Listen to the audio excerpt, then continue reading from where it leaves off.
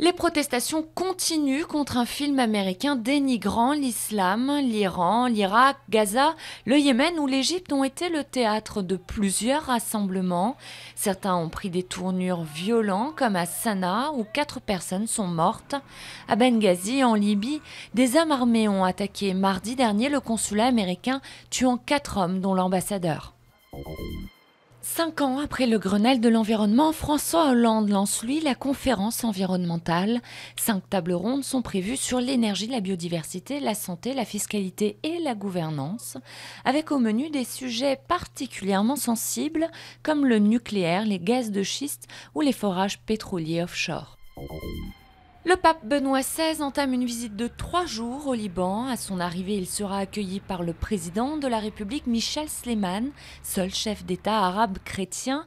La visite sera clôturée dimanche matin par une messe à Beyrouth où sont attendues des dizaines de milliers de personnes. Je suis innocent, a déclaré Bruno Chollet à la famille de la victime. Ce chauffeur de taxi clandestin est accusé du meurtre d'une jeune Suédoise, un meurtre pour lequel il risque la réclusion criminelle à perpétuité.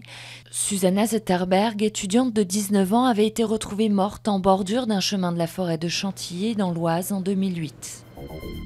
Des photos de Kate Middleton seins nus, le magazine Closer publie les clichés du couple princier en vacances dans le Luberon. Il y a quelques semaines, ce sont les photos du prince Harry qui avaient défrayé la chronique. Le Sun avait dévoilé les clichés du jeune homme nu lors d'une fête à Las Vegas.